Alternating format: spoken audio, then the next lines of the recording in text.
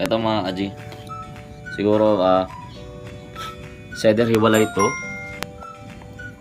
Ito baby. May salmon ako dyan na sobrang tanda na. Ito mga kaji. Sobrang tandang salmon na yan. Ilabas ko lang. Kasi may gusto akong subukan. May sobrang tapang akong gagamba dito. Winner talaga mga kaji. Laging nanalo tong tala na to. And ito yung yan yung salmon mga kaji.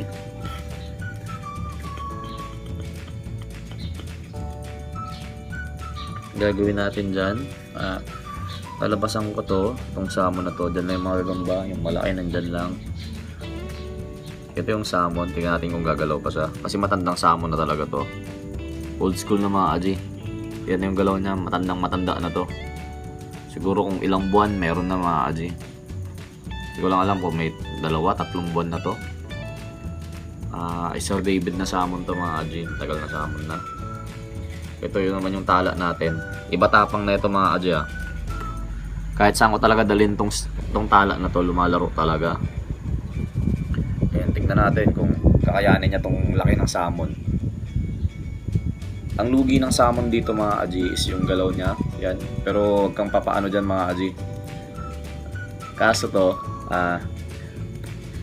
picture mga baby ng ganito. Ito. Ganyan. Picture mo muna baby ng salmon.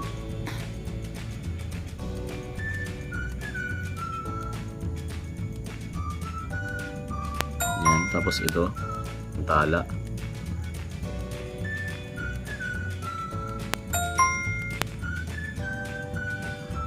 Yun, game tayo. Ito mga kaji, laruan na ito. David versus Goliath to mga kaji. Goliath talaga yung salmon, napakalaki. Kaya sampa ko sa stick mga kaji para makita nyo.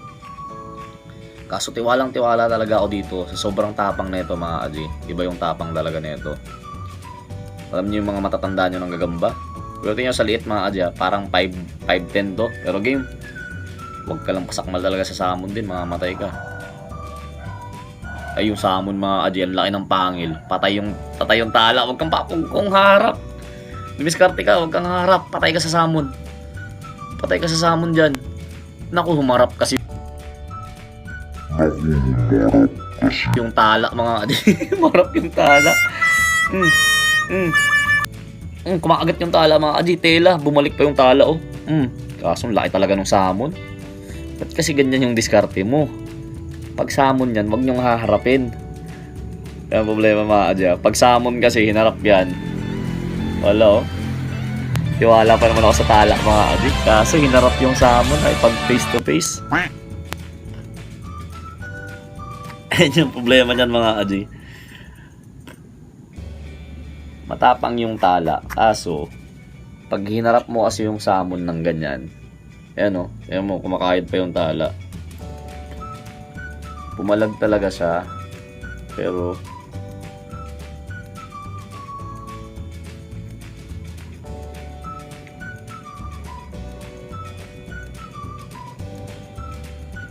grabe mga kaji. Grabe na, nakita nyo naman mga kaji. Yung ginawa is talagang wala mga kaji. Kasi hinarap ng tala eh. Isipin mo na lang parang bata yon mga kaji.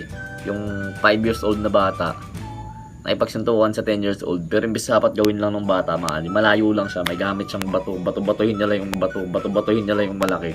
Ginawa niya mga kaji, nilapitan niya. Matindi dun, sinuntok na pa mga kaji. Ayan, ganito yung mangyari sa'yo. Ganyan yung ginawa mo.